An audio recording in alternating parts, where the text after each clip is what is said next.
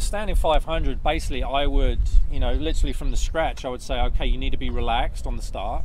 If you're tense and stressed about the event and what's actually coming up, you're going to get a crap start and probably not do your best time. So you need to be able to get onto the line in a nice, composed, relaxed manner. It doesn't mean that you don't care about what you're doing. You just need to be, because you think about it. And I'm sure we've had all had those experiences where, whether it be a good race or something we've done very well, we've probably been in a very relaxed, calm, in the zone, so to speak, state. I know I have. Most of my races that I can remember where I've just been, it's been amazing experiences, the ones where I've been most calm and relaxed. So, so it's trying to actually get into that state, whether it's a thought pattern you've got to go through or whatever it is, you basically need to try and get in it, before you start. And then obviously, you need to practice the technical element coming out the gate and everything else. In terms of focus, quite often what we were taught, it was to actually break the effort down. So instead of sitting on the line thinking, shit, I've got to do 500 meters here, it's all I'm thinking of is a brick. I mean, the psychologists that work with us, basically just to try and relieve some of the pressure that is on you on the start to get a good start, is to take your mind off the start. It's like walking. Am I thinking about walking? No, I'm just doing it.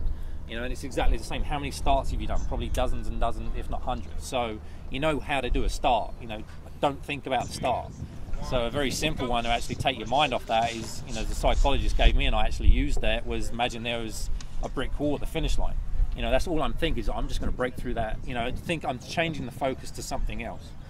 And then basically you need to break down that 500 meter effort into sections. And quite often I'll try and teach the riders is to, instead of a flying 200 or a kilo or whatever it is we do, if I was to say to Jack, you've got 4 flying 500s today, he's like, shit.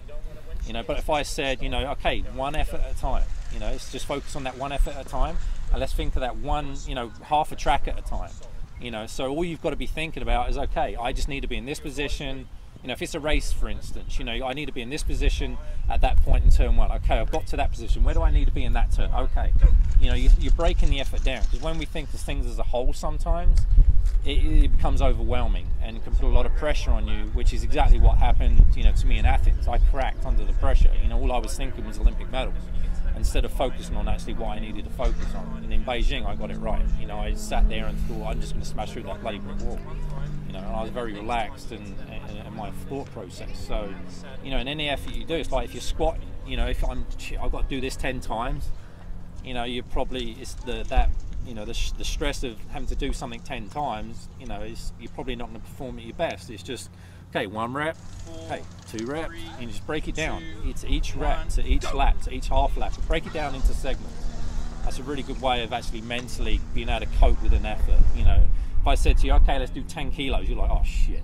But if you just went out there and focused on 1 lap at a time, that's good. Guarantee you'd be a lot better. Do you think, people like, I really admire Federer.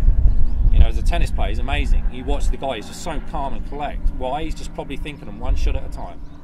Get it over that net, 1 each time. He's not thinking about Wimbledon, winning Wimbledon. He's not thinking about, basically you think about the process and not the outcome as well. Because again, that can put too much emotion and too much pressure on you to perform. If you're on the start like thinking, well, I need to win this for my mum, I need to win this for my parents, or whatever it is, well, there's $1,000 on the line, I need to win this, you're probably not going to win it. There's a good chance you might screw it up.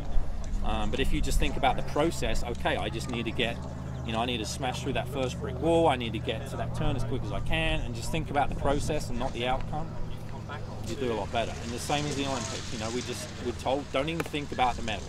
You just focus on the processes of getting where you need to do, and the outcome will take care of itself, and it really does work.